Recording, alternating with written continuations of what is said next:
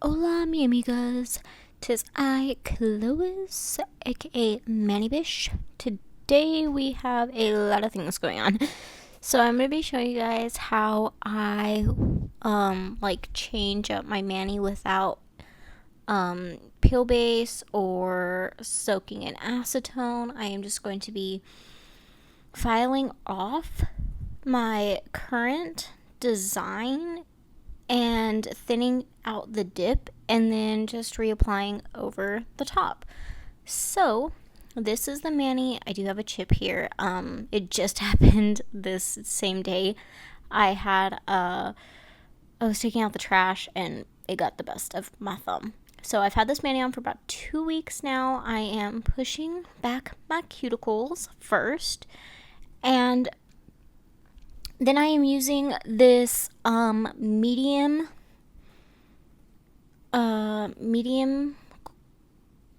coarse drill bit. It's not coarse, it's medium. I don't know what my words again. I'm using this medium drill bit from Kara Sky in rose gold, and my file is at a speed of 6 RPM. I the highest I will go when doing this process is 7, maybe 8 sometimes, but not usually, I've never gone above 8. I just try and go slow and steady so I don't cause heat spikes or anything on my nails or damage my skin or my nails. So I start first around the cuticle and sidewalls, and then I do go over the surface of the nail. I am also, without touching my actual nail, I know it looks like I am, but I am not. I will focus the file right there at that edge where I had, that crack, that chip happen. And I'm going to file that down and get it as smooth as I can to my actual nail, and just make sure that I get any lifting filed off. That way, no water or anything gets trapped under there when I'm putting on the other layers of dip over and stuff. We don't want that to happen. So I am trying to make sure I get rid of all the lifting that's happening around that chip. And again, just filing down this product. I did not file it all the way off of my nail. I did leave some product on. I just thinned it out what I thought was best, and what I thought was fine, essentially. If you want to take it all the way off, file all the way down, go for it. Just be careful the closer you get to your natural nail. I just thinned it out some and then dipped right over it, leaving this residual color underneath. And so I am using that dusting brush too, and just dusting off the debris every once in a while, making sure I can visibly see what I'm doing, because you want to be able to see what you're doing. And I'm holding my nail like this so that I can look at it from the view of looking dead down your nail bed to see where any buildup or anything is that I need to try and take down. I'm only going to show you these 2 nails so we can help the process go along faster, because this is not the only thing to do in prep for new dip. So I am going to show you these again, same exact process. I am just going sidewall, cuticle, sidewall, and then across the surface of my nail, just taking down that bulk and really trying to thin it out. And I am not, so you'll see the difference here in just a second. I do not hold this file the way that you're going to hold this drill bit.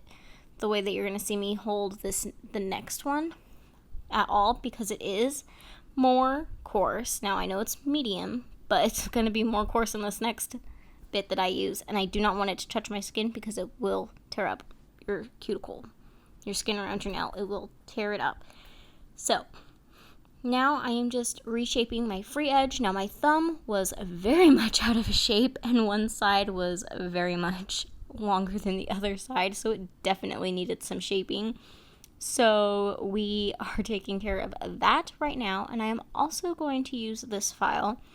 I'm going to use the coarse side of this file to go over the surface of my nail one more time, just because for me,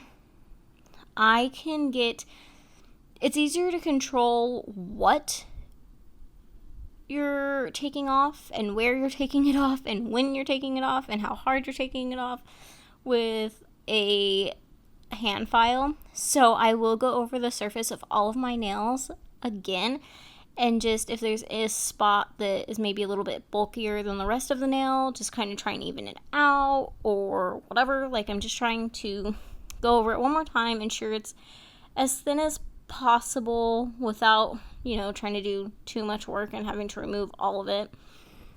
So that's just what I do. Make sure it's all nice and buffed and as even. Guys, I gotta stop doing these voiceovers at night. Make sure it's as even as possible. Now here you're seeing, and then I hold my file like that because it creates a shadow underneath my nail, because the paper towel is too wide sometimes with the light like shining on it. I put the file and I'll hold it underneath my nail like that, just to make sure that it is even, straight across and straight. So that's all that is. I am pushing my cuticles back one more time, and then this is the bit. This is the drill bit that I go over for my cuticles. I love this drill bit for my cuticles. It is magnificent. This is also from Sky, and this is what I'm saying right here.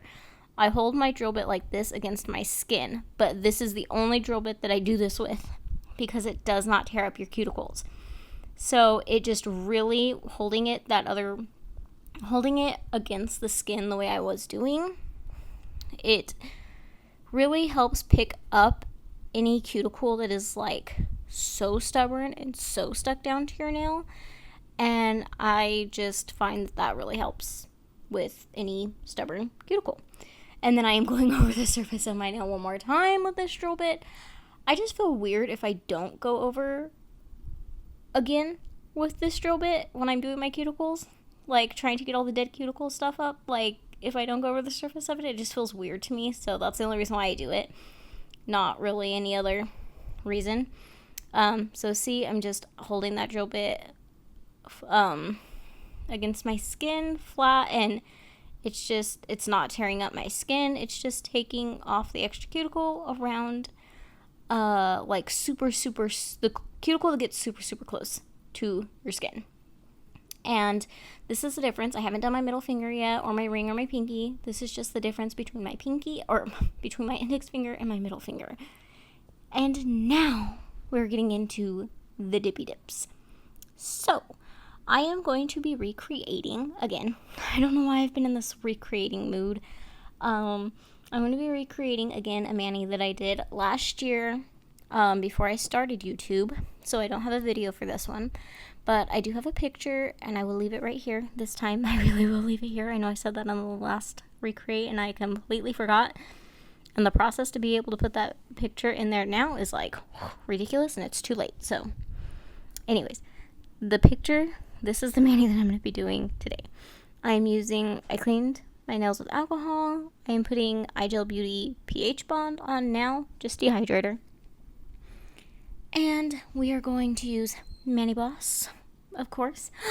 My sister and my brother-in-law bought me the cup, you guys, that I was raving about on my last video. They got it for me, and I'm just waiting for it to show up now. So thank you, Sissy. Thank you, Curtis. I love you guys. So I am only doing this green color. This is Tequila Lime from Sky. I'm doing this color on my pinky, and then I am doing Jessica from Revel Nail. From Revel. I don't know why I say Revel Nail. I mean, that's technically their name, but it just sounds better to say Revel. You know?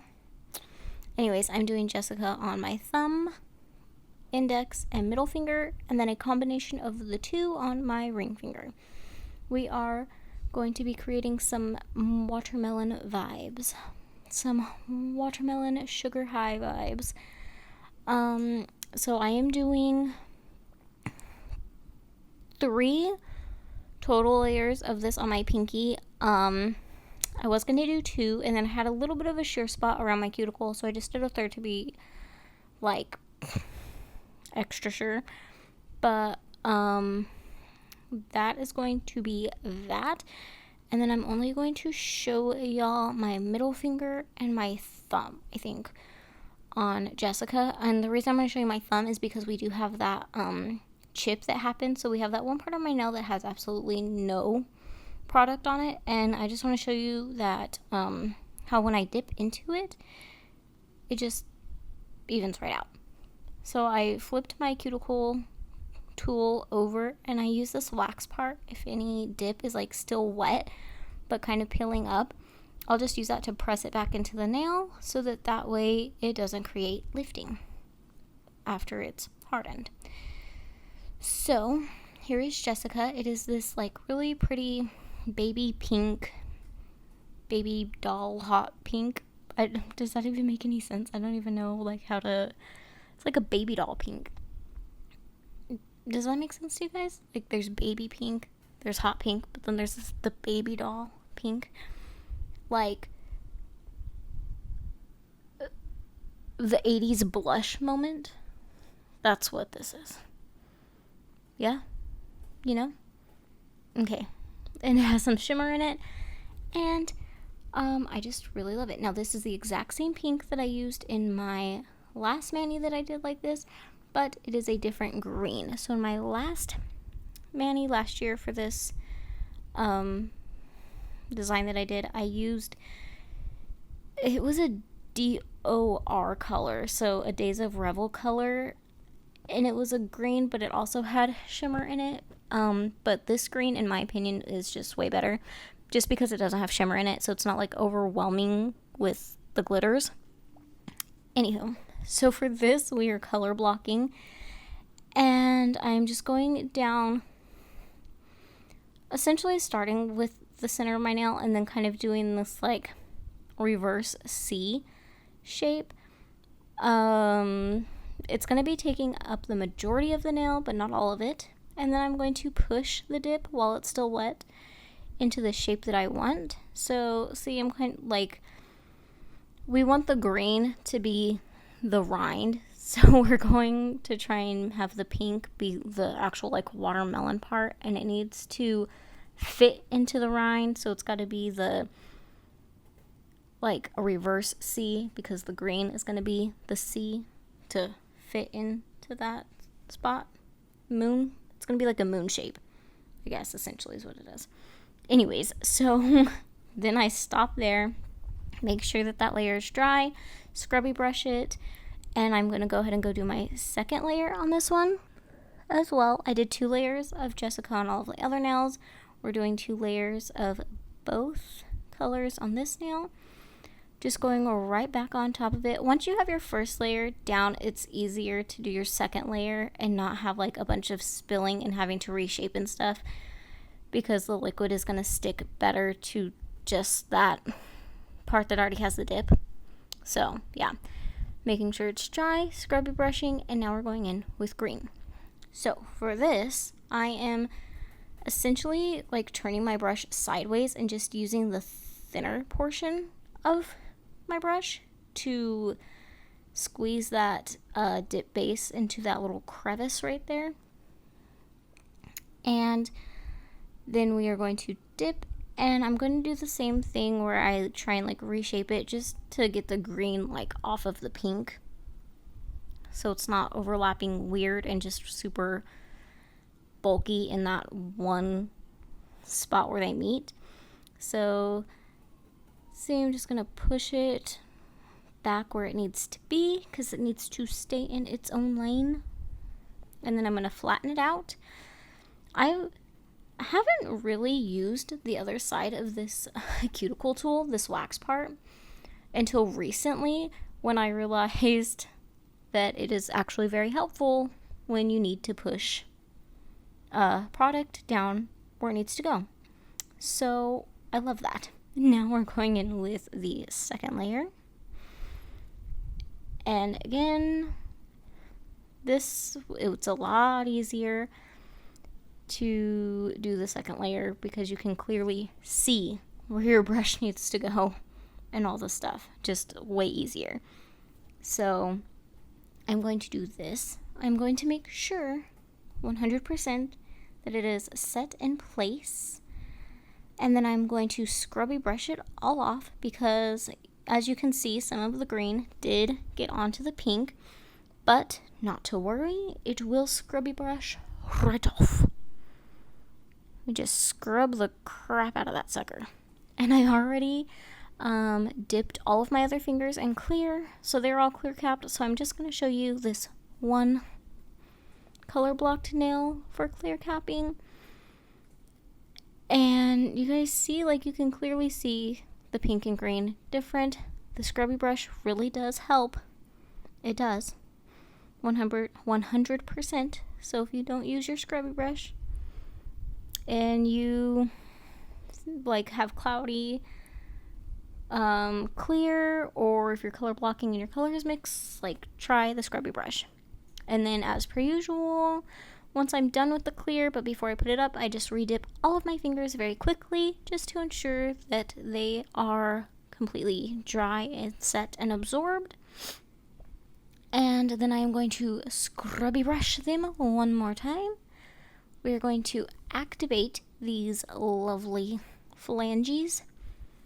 And I am going to file and buff off camera. I think you guys have seen enough filing for this video with all of that first dip that we did coming off. And now we are going to do the art. Now, in my last video of this design, I used acrylic paint and I used white instead of green, but I had a wild hair up my sleeve today and I wanted to do this neon green where they meet. And so that is what I am doing. I am doing this, and for this mani, I did not flash cure in between these two colors, essentially because I didn't feel like I needed to. If you want to, by all means, go ahead and flash cure in between. I just was like, I can do without flash curing. I'll do the other color, and then I'll cure all together. So I'm going to take my black now, and I'm going to do little watermelon seeds. And I'm only going to do 3. I'm taking off as much of that black as I possibly can because I do not want it to be thick and crazy. Like, I want to be able to have enough control over where my seeds go. So I'm just starting off real small, and then I'm going to make them just a little bit bigger because I felt like they could be a little bit bigger. So just trying to keep them thin up at the top and thicker at the bottom, kind of like a teardrop, which they don't have to be perfect, and they don't come out perfect, as you can see, but they're still cute. And it's the right idea. So I cure those for 30 seconds. I am now going to go in with my Mani Boss gel base coat. And we are doing this on all of the nails. And then in my last mani, I did use dip top coat, but I did it with the glossy top coat. And today I'm using the gel, and I'm going to make it matte because why not? And honestly, this shimmer color is still very much shimmery even with the matte on. I really like it. I'm currently still wearing it, so I'm looking at my nails as I'm doing this, and I'm still digging the shimmery matte look, I like it. I like it. I like it a lot. And of course, before and in between and all the stuff, if I see any gel on my skin, I find it, in terms of just wet gel that doesn't have powder or anything on it, because it's not the pour over method. In terms of just wet gel, like, for me, it's easier just to use my nail, my thumbnail from my opposite hand, and then wipe that off of my finger, to get residual gel from around my cuticle. So I just use my thumbnail from the opposite hand, and I clean around my cuticle any wet gel before curing. And yeah, that's that. And this is now the matte top coat. And I cured each of these for 60 seconds. So the gel base coat got cured for 60 seconds. The matte top coat also got cured for 60 seconds. And I am also still capping my free edge. I don't cap my free edge when I put the gel base on, but I do when I'm putting whatever top coat on. So whether it's the gel regular top coat or the matte gel top coat, I do still cap my free edge. But I don't know why I don't do that with the gel base. I just don't find it necessary, I guess. And I'm not trying to create a very bulky free edge, because capping your free edge can also, like, if you're not doing a thin enough layer, it can make your free edge uneven. So I try not to add too many layers to my free edge. So yeah, but here's what the mani looks like, guys. This is my watermelon vibe mani, and I loved it. Love it. Currently still wearing it. I love it. So yeah, this is how I went from the previous mani to this mani with no acetone or pill base. I hope you guys enjoyed this video, and I will catch y'all in the next one. Bye, bitches.